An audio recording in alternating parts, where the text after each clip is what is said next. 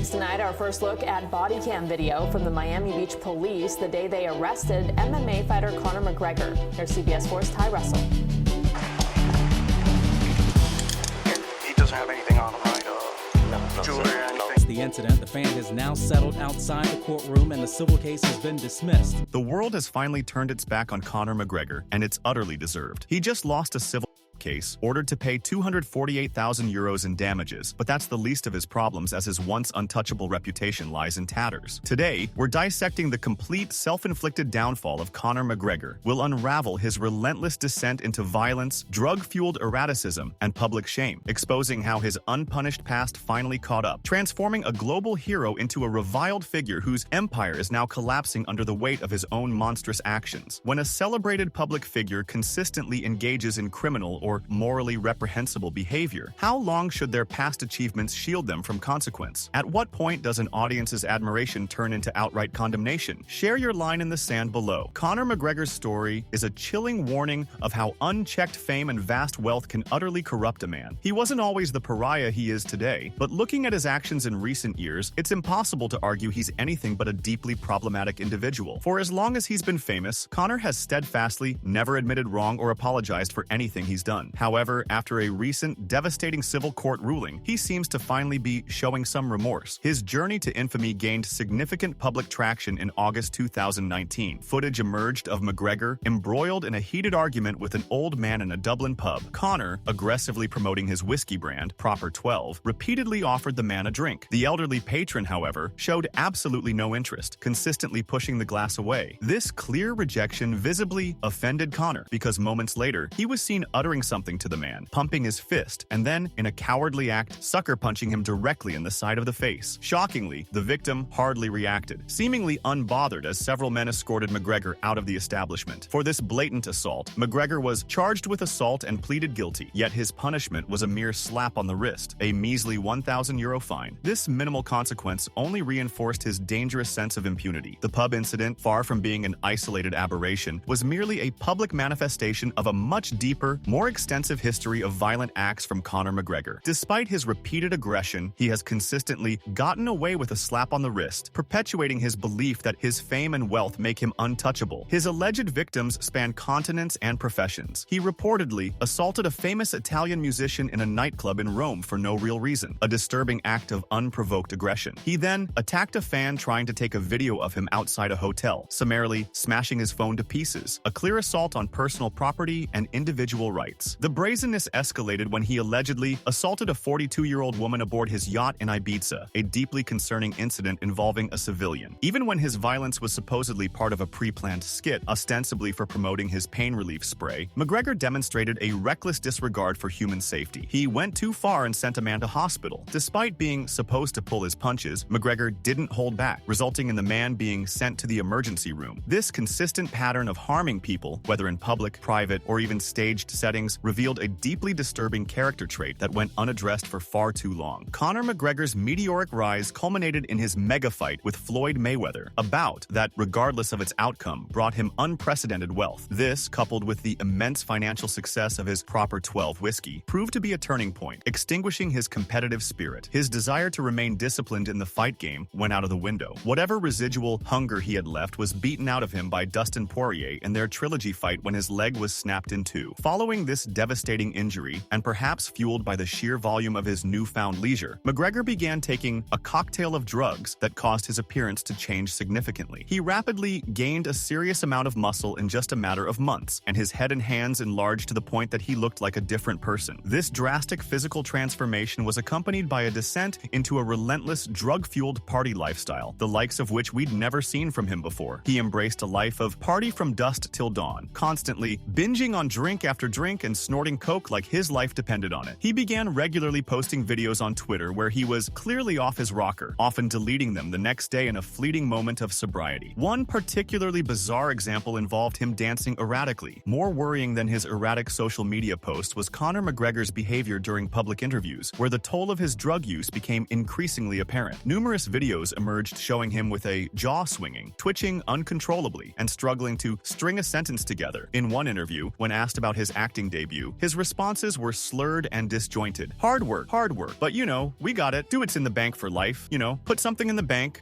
Maybe it's not going to be there for life, you might spend it. This baby is in there for life, and I'm ecstatic about that, I got into a good, strong shape, I give up my all, I was a little, probably green at times, a bit rough around the edges, but for the character, it worked. And, onwards to the next one. If there is a next one, you can see something was seriously wrong. His public antics continued to draw negative attention. In August 2023, after Anthony Joshua's victory over Robert Hellenius, McGregor bizarrely entered the ring, grabbed the microphone, and proceeded to call out YouTuber KSI. This was an embarrassing moment for several reasons. Not only did he take away from AJ's moment, but his attempt at a powerful diss was absurd. He claimed KSI couldn't box eggs if he worked in an egg box in factory. This cringeworthy call-out solidified his image as a desperate figure clinging to relevance. Come 2024, Conor McGregor's public behavior seemed to only spiral further into self-destruction. In one particular livestream, he was completely off his face and, in a fit of drug-fueled bravado, called out UFC featherweight champion Ilia Topuria, El Toro, arrogantly claiming he'd beat the crap out of him. His threats were slurred and nonsensical. Throughout the entire livestream, he continued his erratic behavior, smoking, drinking, and doing whatever the hell he wanted, apparently consuming 12 cans on this stream. It has become evident that he is under the influence during almost every public appearance he makes. One would assume he'd learn to limit his drug use to when he's not got dozens of cameras filming him from every angle, but recent footage from a bare-knuckle boxing event proves otherwise. At times, his jaw appeared detached from his face, yet Conor didn't have a care in the world. This deeply disturbing display reveals a man rapidly destroying not only his body but also his mind. In a Sports Illustrated interview promoting his movie Roundhouse, his cognitive decline was undeniable. His responses were slow, rambling, and often incoherent. When asked about working with Jake Gyllenhaal, he said, "Jake's a consummate professional. 75 movies made.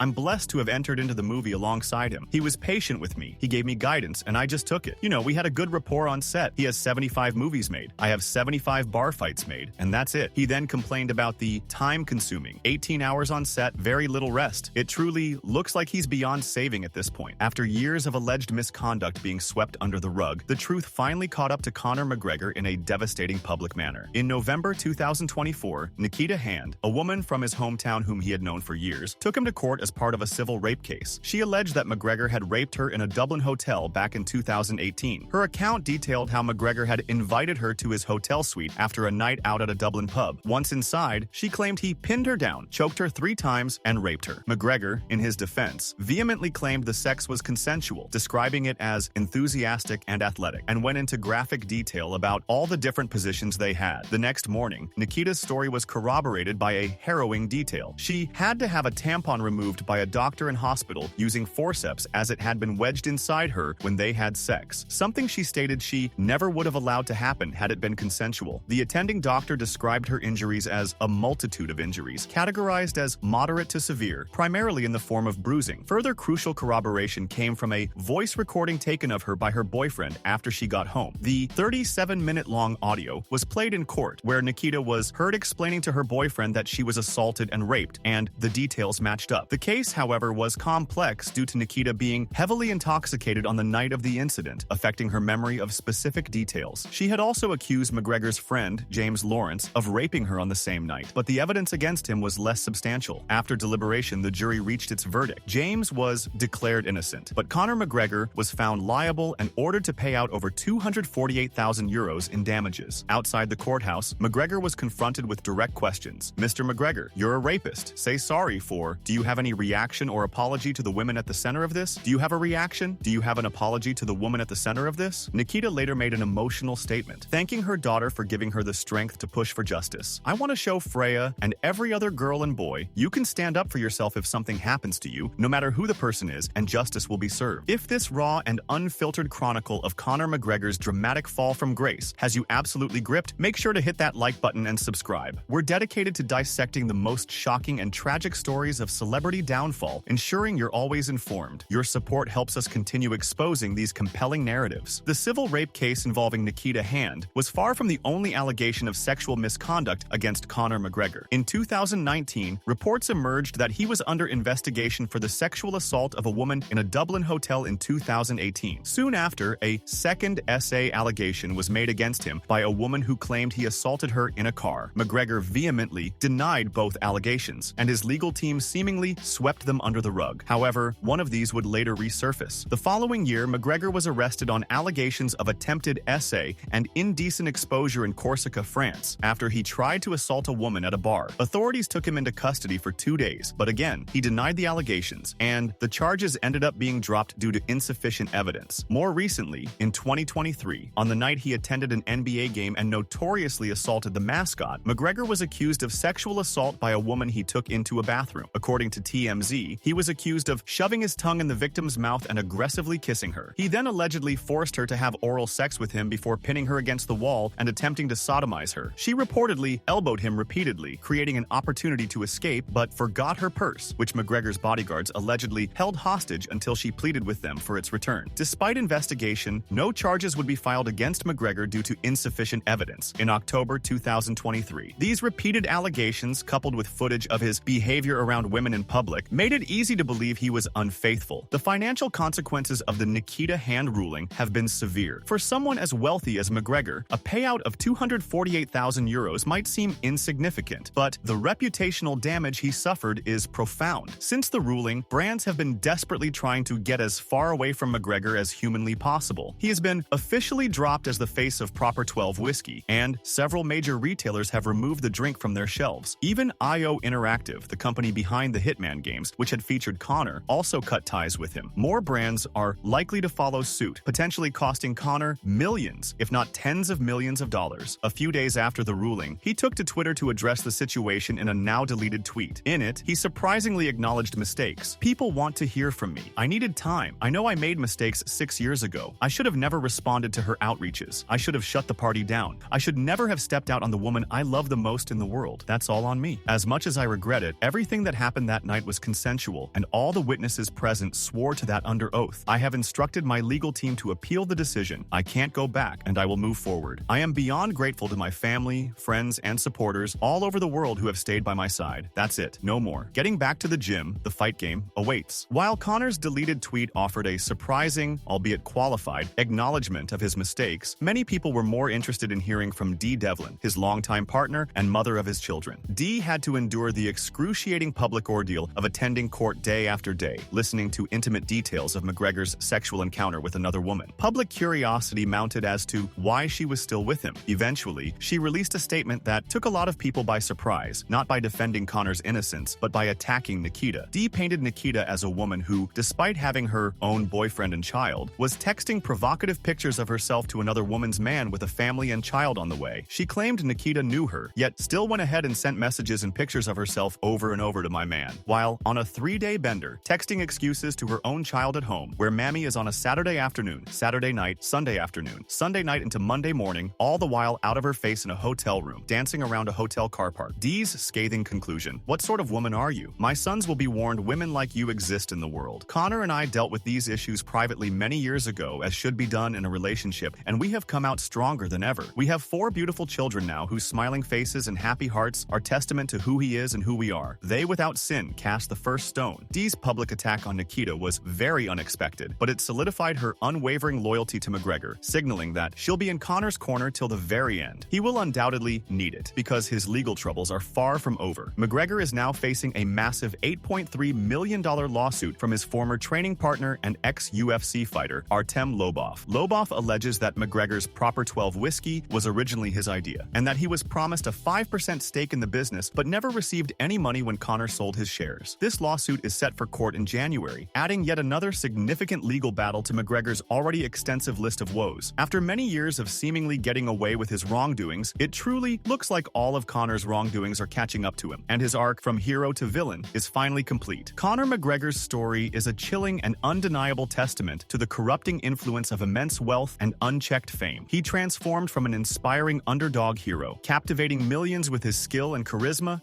into a figure synonymous with violence, drug abuse, and deeply disturbing personal conduct. His repeated ability to escape meaningful consequences for his actions only fueled his sense of impunity, leading to an escalating pattern of self-destruction. The civil rape case, while a civil judgment, has served as a pivotal moment, shattering his carefully constructed public image and triggering a cascade of financial and reputational losses. The unwavering loyalty of his partner, while a personal strength, cannot fully insulate him from the devastating impact impact of his own choices. As he faces a new multi-million-dollar lawsuit and the full weight of his past misdeeds, Conor McGregor's fall from grace stands as a stark warning to anyone who believes that fame and fortune can make them truly untouchable. The world has finally awakened to the reality of the man behind the persona, and the price of his actions is finally being paid.